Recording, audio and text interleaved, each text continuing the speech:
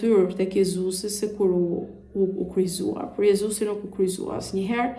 Ai jeton në qiell dhe do të kthehet sërish në tokë. Dhe këtë gjë besojnë dhe të krishterët, siç kemi me ardhjen e Antikrishtit apo Dexhalit në Islam dhe luftën që do bëjë Jezusi me të për ta duke vrarë atë më pas.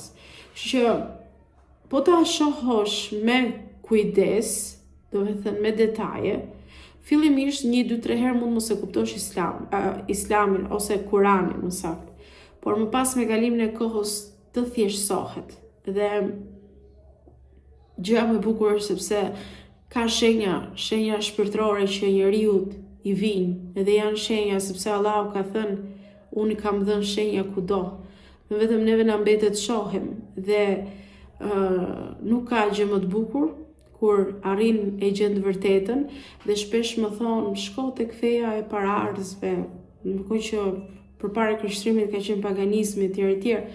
Kështu që nuk është se nuk e kuptoj në këtë aspekt, sepse apo disa thonë bashkëshorti të bëri musliman. Mua pak më bëhet vonë, domethënë s'më bëhet vonë fare, por që logjikisht kur je minorene, kur je fëmijë, nuk ke zgjedhje që të dish se çfarë do.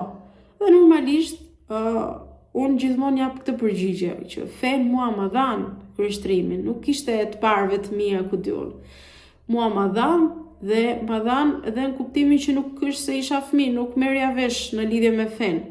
Ndërsa ku ka më mirë se tani që je rritur ta zgjedhësh vetë, tani logjikon, mendon dhe prandaj quhet feja e vërtetë, sepse prandaj zgjodha dhe Islamin, sepse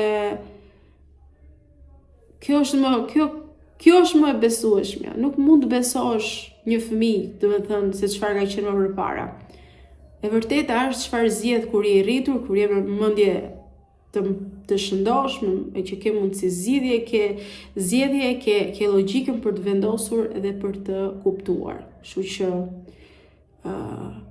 kjo është feja ime dhe të gjithë kanë lindur musliman, por fatkeqësisht shoqëria, familja, njerëzit, rrethëqark, rrethi i ka bërë të vendosen në fe të tjera dhe vinë brez pas breze e thonë feja e të parëve.